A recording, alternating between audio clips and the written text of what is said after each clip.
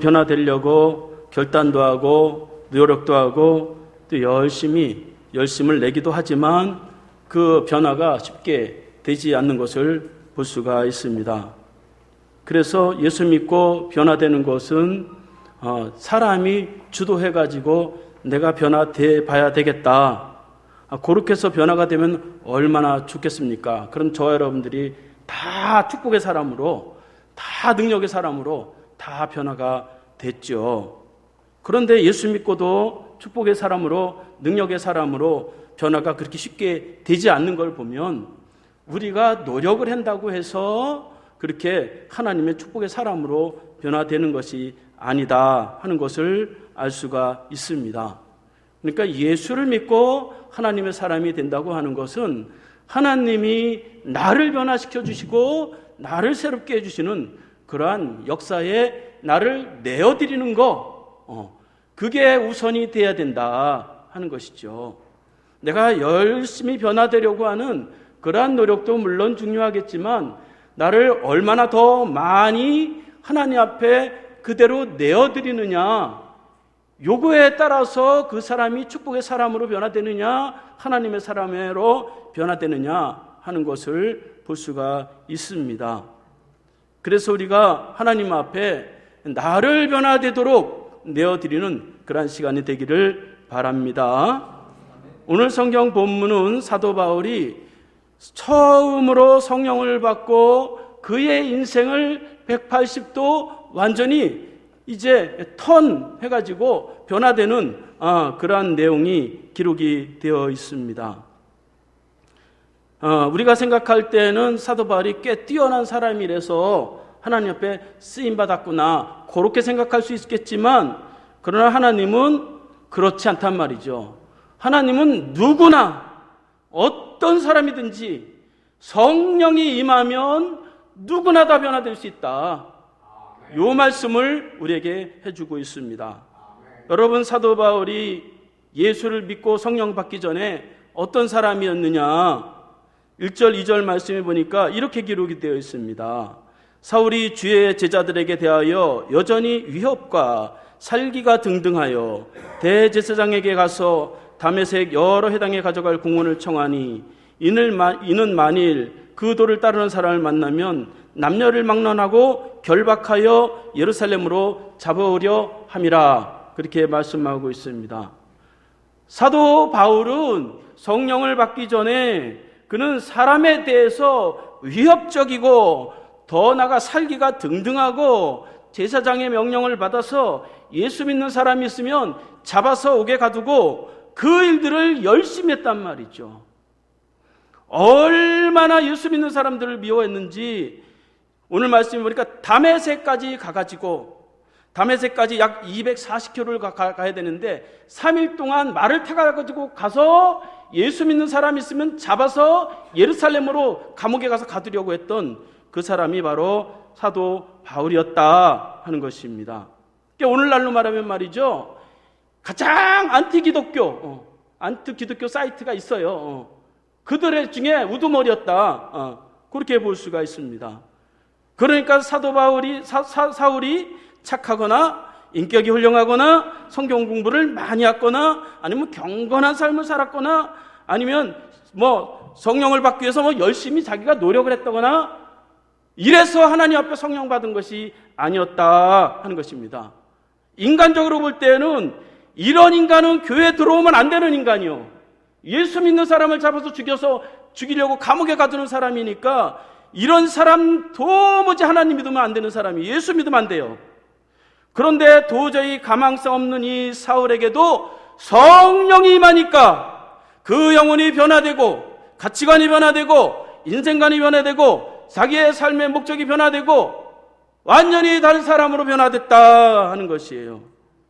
그래서 위대한 예수 그리스도 외에 가장 위대한 사도가 이렇게 탄생이 됐다 하는 것입니다.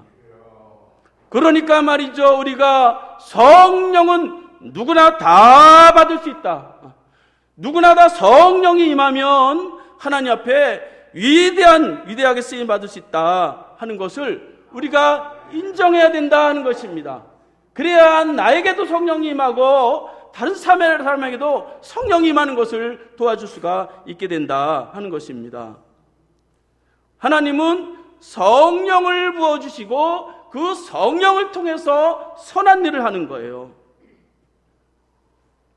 우리가 자꾸 말이죠, 뭔가 뛰어난 사람, 인간적으로 말이죠, 교회에서 무슨 뛰어난 사람을 가지고 말이죠, 이 사람이 하나님의 일을 많이 하겠다, 그거 다 인간적인 생각이에요.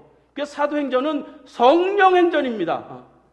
아무리 부족하고 못난 사람도 성령이 부어지니까 이 위대한 하나님의 일들을 감당하게 되더라 하는 것입니다. 교회는 어떤 교회가 좋은 교회냐? 착한 사람이 많은 교회고, 도덕적으로 훌륭한 사람이 많이 모이는 교회고, 수준이 높은 사람이 많이 모이는 교회다? 그렇지 않단 말이죠. 훌륭한 교회는 하나님의 영에 감동되고 성령에 충만한 사람이 모이는 교회, 그런 교회가 살아있는 교회예요. 그래서 교회에서 말이죠, 누가 착하냐, 누가 더 깨끗하냐, 이런 거 가지고 갈등하는 거, 그거 하나도 도움이 안 되는 거예요. 사도 바울과 같이 그렇게 예수 믿는 사람을 죽이려고 했던 이 사람에게도 성령이 임하니까 하나님이 위대하게 쓰시는 것을 볼 수가 있습니다. 그래서 교회는 성령이 하는 일에 동참해야 되고, 성령이 하는 일에 거역하지 말아야 돼요. 성령이 하는 일에 거역하는 것을 하나님이 용서를 안 해요. 하나님은 모든 죄를 다 용서해요. 심지어 사람을 죽인 그런 다윗과 같은 사람도 용서를 해요. 그런데 성령을 거역하면 하나님의 사심을 얻지를 못해요. 마태복음 12장 32절 말씀해 보니까 누구든지 말로 인자를 거역하면 사심을 얻되 누구든지 말로 성령을 거역하면 이 세상과 오는 세상에서도 사함을 얻지 못하리라, 그렇게 말씀하고 있습니다. 그러니까 우리가 성령의 충만함을 받아야 되고, 성령 받은 사람을 함부로 말하지 말아야 된다 하는 것이에요. 큰일 나는 거예요. 그거는 사도 바울 같은 사람도 성령을 부어주셔서 쓰시는데, 우리 같은 사람이 성령을 못 받을 리가 없죠. 우리 같은 사람이 하나님의 능력을 받아서 하나님의 축복을 받지 못할 리가 없는 거예요. 성령을 받으면 미약한 사람도 하나님의 능력을 가지고, 권세를 가지고 세상을 이기고 선한 일에 쓰임을 받게 된다 하는 것입니다. 고린도후서 10장 4절 말씀해 보니까 성령의 능력은 어떤 견고한 진도, 어떤 이론도 무너뜨리고 하나님께 복종하게 한다, 그렇게 말씀하고 있습니다. 성령이 임하면 거부할 수 없는 거예요. 마음에 불을 붙여주니까, 마음의 열정을 불러주는데, 그걸 내가 뭐 자중을 하고 그렇게 해서 그것을 무시할 수가 없는 것입니다. 성령이 임하시면 이게 사람이 안 바뀔래야 안 바뀔 수가 없는 거예요. 그래서 우리가 이 성령 받기를 사모하시기 바랍니다. 신앙생활 가장 쉽게 하는 거, 축복을 가장 빠르게 받을 수 있는 방법은 성령의 충만함을 받는 거예요. 그러면 기적이 일어나는 겁니다. 하나님의 역사가 일어나는 것이에요. 그래서 우리가 나의 부족한 모습이 있다 할지라도, 나의 약한 모습이 있다 할지라도, 심지어 죄를 범했다 할지라도 하나님 내게 성령을 주세요, 이런 마음으로 나오시기 바랍니다. 다른 사람에게도 아무리 허물이 많은 사람이라도 하나님이 저 사람에게 성령을 부어주시면 저 사람이 어떻게 쓰임받을지 모르지, 그렇게 믿으시고 성령을 더 사모하시기 바랍니다. 그러면 어떻게 하면 그런 성령을 받을 수가 있느냐? 3가지만 말씀을 드리겠습니다. 첫 번째로는 예수님을 만나야 된다 하는 것이에요. 오늘 말씀 4절 5절 말씀에 보니까 이렇게 기록이 되어 있습니다.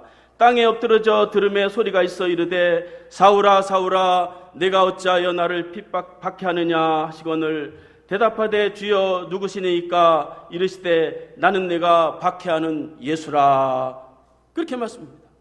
사도 바울은 예수 믿는 사람을 잡아 죽이려고 다메섹까지 그렇게 쫓아갔다가 거기서 호련히 하늘에서 빛이 비추면서 하늘에서 음성이 들리면서 사울아 사울아 내가 어찌하여 나를 박해하느냐. 자기가 듣고 싶어 들은 게 아니에요. 들린 거예요. 호련히 들린 거예요. 하나님은 사람에게 네 사랑 다 봐주고 임재하지 않는 거예요. 예수님을 만나려고 다메섹에 간 게 아니에요. 성령을 받으려고 다메섹에 간 게 아니에요. 예수 믿는 사람 죽이려고 다메섹에 갔는데 거기서 예수님이 그에게 음성을 들려주시기를 사울아 사울아 네가 어찌하여 나를 박해하느냐. 그러면서 예수님과의 만남이 딱 이루어지는 거예요. 거기서 그가 엎드려지는 거예요. 그래서 교회는 말이죠, 이렇게 예수님을 만나는, 십자가를 만나는 이러한 사건이 왕성하게 일어나야 부흥이 되는 거예요. 교회의 부흥은 두 가지를 잘하면 돼요. 교회는 항상 두 가지의 기둥이 있어야 되는데, 말씀과 성령.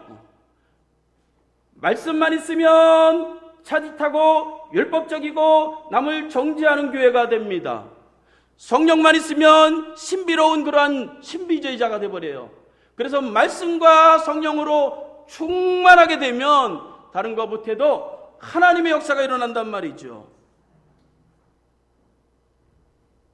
그래서 우리가 하나님 앞에 이렇게 사도 바울과 같이 예수를 만나면 하나님의 음성을 듣게 돼 있어요.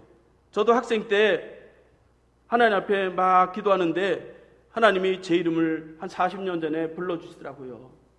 기철아 기철아. 그게 끝이에요. 너 나를 믿어라. 너 나에게 열심을 다해라. 그런 것도 없어요. 기철아. 그 음성이 마음 깊은 곳에서 들리는데 거기서 사도 바울과 같이 내가 거꾸러졌어요. 그러니까 말이죠, 하나님의 음성이 이 속에서 들리기만 한다면 우리는 놀라운 사람으로 변화되게 된다 하는 것입니다.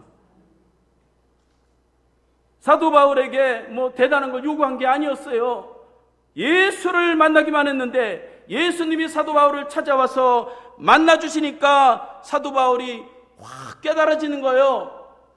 아, 내가 잘못 살았구나. 내가 무익한 사람이었구나. 내가 무능한 사람이었구나 하는 것이 확 깨달아진 거예요. 그리고 실제로 그렇게 됐어요. 그래서 8절 9절 말씀해 보니까 사울이 땅에서 일어나 눈을 떴으나 아무것도 보지 못하고 사람의 손에 이끌려 다메섹으로 들어가서 사흘 동안 보지도 못하고 먹지도 마시지도 아니하니라. 그렇게 말씀하고 있습니다. 그 기세등등한 살기가 넘치는 이 사울이 예수를 만나니까 확 꺾여지면서 마음이 우유와 같이 부드러운 마음으로 변화되기 시작하는 거예요. 자신의 무능함이 발견이 됩니다. 눈은 떴으나 보지 못합니다. 입은 열렸으나 말을 하지 못해요. 심지어 먹지도 못하는 그러한 무능한 채로 있어서 사람들이 그를 데려다가 그를 이제 모시는 것을 볼 수가 있습니다. 그러니까 예수를 제대로 만나면 내가 무너진단 말이죠. 그러니까 성령 충만에 가장 방해가 되는 게 뭐냐? 나의 마음의 두꺼운 벽이에요. 마음의 문을 열지 못하는 거예요. 윤리와 도덕과 나의 지식과 이론과 사상과 이런 걸로 가슴을 탁 닫아두니까 아무리 성령님이 들어올라 해도 들어오지를 못하는 거예요. 그러니까 신앙생활을 해도 너무너무 답답하고 말이죠. 이 뭔가 시원한 게 없는 거예요. 성령은 이 육신이 무너져야 그 영적인 사람으로 변화되게 됩니다. 무능함이 발견되어지고 연약함이 발견되어지고 그거 다 걱정 안 해도 돼요. 그보다 더 뛰어난 능력을 하나님이 주신다 하는 것입니다. 그래서 이와 같이 우리는 예수를 인격적으로 만나면 하나님 우리에게 성령을 부어줄 수 있는 그런 사람이 된다 하는 것입니다. 저와 여러분들은 다 예수를 만났어요. 그러니까 성령을 받으면 되고 성령으로 충만해지기만 하면 우리는 축복을 받지 말라, 하나님 일 하지 말라, 그래도 할 수 있는 능력이 생기게 되어 있습니다. 뭐 사람이 하나님 앞에 다 충성하고 싶고 다 헌신하고 싶죠. 그런데 왜 못하냐? 마음이 없어서가 아니라 능력이 없어서 못하는 거예요. 그러니까 예수 믿어도 교회 다녀도 다 마음은 그래도 내가 하나님 앞에 잘해야지, 그런 마음이 다 있죠. 그런 마음은 있으면 뭐 하겠어요? 능력이 없는데. 예수를 믿고 예수를 안다 해서 다 능력 있는 것이 아니라 그 능력은 성령님이 임할 때만이 그 능력을 우리가 얻을 수 있다 하는 것입니다. 두 번째로 성령의 사람을 만나야 된다 하는 것입니다. 10절 11절 말씀해 보니까 그때 다메섹에 아나니아라 하는 제자가 있더니 주께서 환상 중에 불러 이르시되 아나니아 하시거늘 대답하되 주여 내가 여기 있나이다 하니 주께서 이르시되 일어나 집가라 하는 거리로 가서 유다 집에서 다섯 사람 사울이라 하는 사람을 찾으라, 그가 기도하는 중이니라, 그렇게 말씀하고 있습니다. 사울은 예수를 믿었으나 아직도 맹인이었어요. 아직도 말을 하지 못합니다. 먹지도 마시지도 못하여 죽은 자와 같이 됐어요. 그래서 예수를 만났기 때문에 무능한 자, 자기 자신이 그렇게 떨어져 버리고 말았어요. 그때 하나님이 다메섹에 있는 아나니아라고 하는 한 사람을 준비시켰는데 그 사람이 성령 충만한 사람이었다 하는 것입니다. 그가 얼마나 성령의 사람이었는지 누가는 그를 가리켜서 예수님의 제자라 그렇게 말씀하고 있고, 또 그는 환상을 볼 수가 있어요. 기도 중에 환상을 보고 예수님과 대화를 할 수가 있었습니다. 또 나중에 보면 그가 안수하여 사도 바울에게 성령이 임하도록 그렇게 인도하는 능력이 있던 것을 볼 수가 있습니다. 이렇게 하나님은 성령의 사람을 무능한 사도 바울에게 보내서 성령을 받도록 촉구하고 그에게 안수해서 그렇게 성령을 받게 하는 것을 볼 수가 있습니다. 아나니아는 아이고 그 사도 사울에게 가서 성령을 받게 해야 되는데 인간적으로 가려니까 너무너무 겁나요. 그래서 13절 14절 말씀해 보면 아나니아가 대답하되 주여 이 사람에 대하여 내가 여러 사람에게 들었사온즉 그가 예루살렘에서 주의 성도에게 적지 않은 해를 끼쳤다 하더니 여기서도 주의 이름을 부르는 모든 사람을 결박할 권한을 대제사장에게 받았나이다. 그렇게 아나니아가 말을 합니다. 아나니아는 다 알았어요. 소문이 이 사울이라는 사람이 와서 예수 믿는 사람을 잡아 죽이려고 왔더라. 그 소문을 다 들었기 때문에 이 아나니아는 처음에 거기를 가기를 꺼려했어요. 갔다가는 괜히 내가 잡히면 죽지 그러면서. 그런데 이 아나니아는 이제 하나님의 말씀을 다시 듣기를 걱정하지 마라. 거기 사울이라고 하는 사람이 너를 기다리고 있는데 내가 안수하면 그 눈이 떠지고 그가 성령을 받을 것이다. 그런 음성을 들었어요. 그래서 12절 말씀에 보면 그가 아나니아라는 사람이 들어와서 자기에게 안수하여 다시 보게 하는 것을 보았느니라. 그러니까 이 성령을 받기 위해서는 성령의 사람과 성령을 받아야 될 사람과의 이런 만남, 요런 게 있어야 된다 하는 것입니다.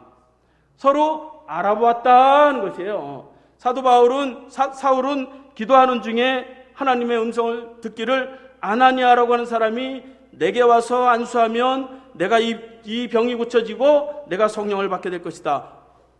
만나지도 않은데 그 예수님의 음성을 들었다고 하는 것이죠.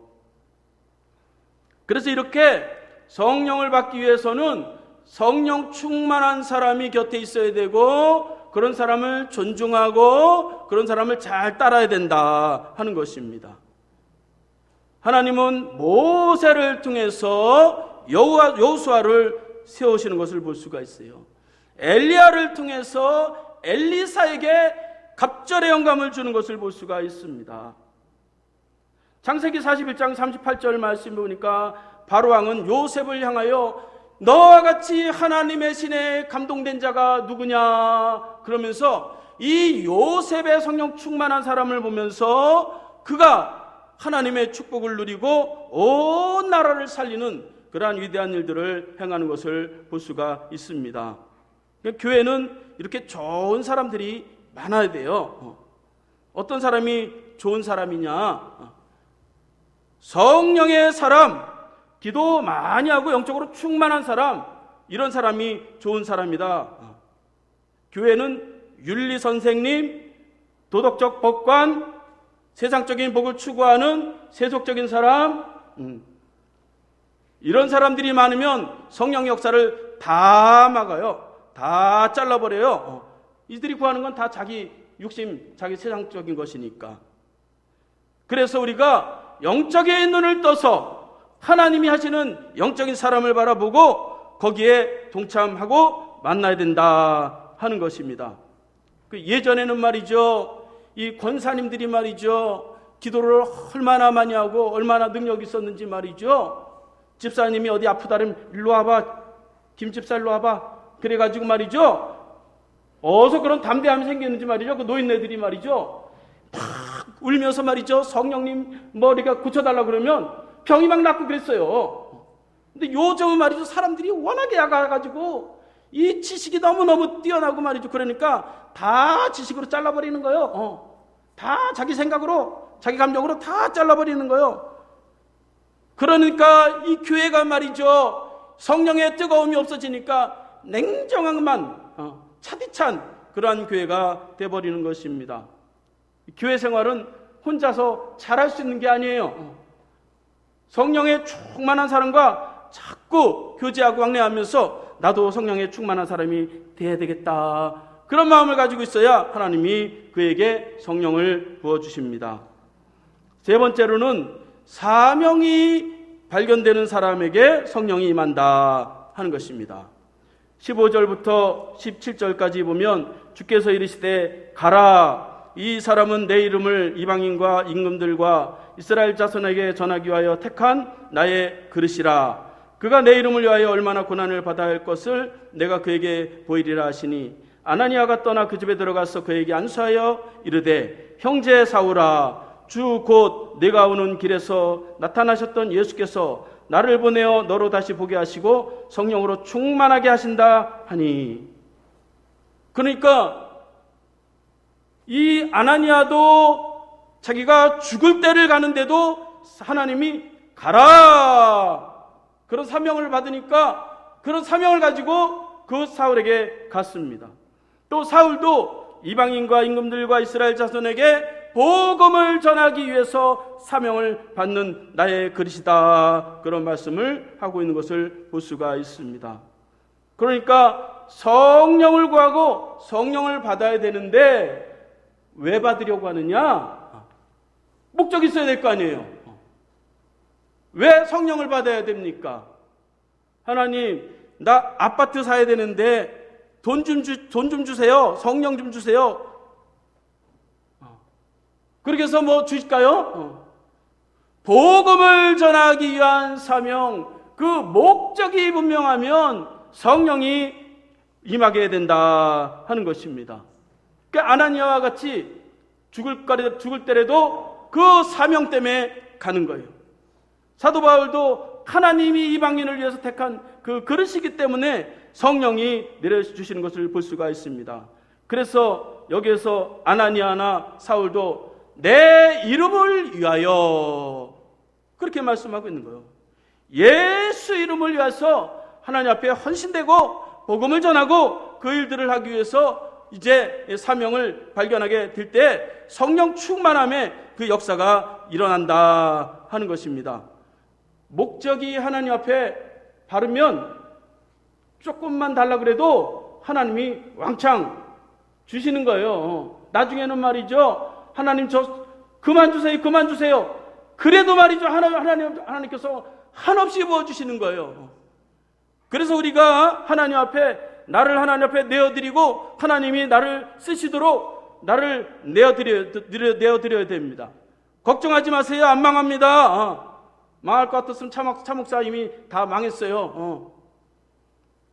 우리 모두가 성령을 받아야 되는 그러한 이유는 복음을 전하기 위해서. 그래서 예수님이 마태복음 28장에 말씀하셨듯이 너희는 가서 온 사람에게 복음을 전하라. 그 목적이 흔들리면 안 된단 말이죠. 그거 안 하고 어떻게든지 하나님 앞에 많은 물질만 누리고 많은 축복만 누리고 그러려고 하니까 말이죠. 그게 해도 힘든 거예요. 사도 바울은 그가 박해할 것까지도 다 알고 하나님이 다 말씀하셨대잖아요. 그런데도 성령을 그렇게 받는 것을 볼 수가 있습니다. 이렇게 성령을 받았더니 어떤 일들이 일어나느냐? 다 회복됐다 하는 것이에요. 18절 말씀에서부터 보면 즉시 사울의 눈에서 비늘 같은 것이 벗어져 다시 보게 된지라. 일어나 세례를 받고 음식을 먹음에 강건하여지니라. 그렇게 말씀하고 있습니다. 성령을 받으니까 회복의 역사가 일어나는 거예요. 사도 바울이 말이죠. 내가 한번 잘 살아봐야 되겠다. 눈을 떠봐야 되겠다. 그렇게 애쓴 거 아니에요. 성령이 받으니까 눈이 떠지는 거예요. 입이 열리는 거예요. 음식을 먹고 몸이 건강해지는 것입니다. 이렇게 성령이 임하면 육신의 문제는 물론 영혼의 문제, 물질의 문제, 자녀의 문제도 하나님 앞에 회복의 역사가 일어날 줄로 믿습니다. 목사님, 내가 그렇게 노력했는데 되겠어요? 그렇게 사세요. 그러면 성령을 구하시든지, 그래도 나는 내 힘대로 살아봐야 되겠다, 그렇게 하시든지 그거는 마음대로 하세요. 저는 성령 구하면서 살 테니까. 여러분, 성령을 구하는 게 더 쉬운 길입니다. 성령을 구하는 것이 하나님 앞에 더 축복의 길이다 하는 것이에요. 미국의 대통령을 지냈던 부시 대통령이 나이 40대까지 이 알코올 중독자 또 마약 중독자였어요. 그래서 그의 아버지가 부시 대통령이 걱정을 하다가 그 부시 대통령과 가장 친한 친구인 빌리 그레함 목사님을 얘기했더니 그 목사님이 그 아들 부시를 찾아와서 기도해주고 안수해주고 성경 말씀을 가르치기 1대1로 가르치기 시작했어요. 그래서 그 부시가 나중에 보면 변화가 되는데 그가 고백하기를 나에게 하나님의 영이 임하였고 그 씨앗으로 말미암아 나는 이렇게 변화되었다, 그렇게 고백을 했습니다. 알코올 중독자도 마약 중독자도 성령이 임하니까 대통령까지 하는 거예요. 그래서 제가 깨달았어요. 설교 준비를 하면서 제가 신학을 29살에 대한신학교 4년을 공부하고 또 44살에 서울 신설동 총회신학을 1년 공부하고 또 신학대학원 3년을 공부해서 8년을 공부를 했는데, 아니 성령 받은 지 사도 바울은 7일밖에 되지 않았어도 그는 하나님 앞에 위대한 일들을 행했어요. 그 이후에 보면 7일밖에 되지 않았는데 바로 뛰어나가서 회당에서 말씀을 전했더니 거기서 사람들이 막 변하는 거예요. 그러니까 이 성령 그 앞에서는 무슨 지식이나 사상이나 무슨 논리나 이런 게 소용이 없는 거예요. 여러분, 성령이 임하면 사람이 생각할 수 없는 초월적인 일들이 얼마나 많이 일어나는지 모릅니다. 제가 설교 준비하면서 내가 성령 받고 일해야 되겠다, 내가 이렇게 성도들 이렇게 뒤치다거리 하면서 뭐 이 사람들이 변할까? 제가 10년 동안 이렇게 해봤어요. 제가 죽어라 일했잖아요. 그렇다 해서 이 사람들이 변한 게 아니더라고요. 그래서 설교 준비하면서 하나님 옆에 회개했어요. 하나님, 제가 먼저 성령의 불이 되겠습니다. 제가 성령에 붙잡히겠습니다. 그렇게 고백을 했습니다. 이제 말씀을 마치겠습니다. 저 여러분들이 이 성경은 성령의 역사인 거예요. 이 성령의 역사에 동참해서 문제도 해결되고 어려움들도 벗어나고 질병도 낫고 하나님 앞에 위대하게 쓰임받는, 목사님 나이 다 늙었어요. 아이, 늙었어도 걱정 없어요. 하나님 앞에 늙었어도 쓰임받습니다. 성령이 임하면 위대하게 쓰임받는 것입니다. 그래서 저와 여러분들이 예수 십자가로 이미 우리는 다 믿음이 있어요. 그런데 한 가지, 이 성령 충만함이 부족하단 말이죠. 그래서 이 사도 바울과 같이 성령을 받고 이 마음속에 잠자고 있는 이 성령을 깨워가지고 하나님 앞에 위대하게 쓰임을 받으면서 하나님의 축복을 많은 사람들에게 전하면서 이제 하나님의 역사에 동참하는 저와 여러분들이 되시기를 바라겠습니다. 다 함께 찬송하고 기도하겠습니다.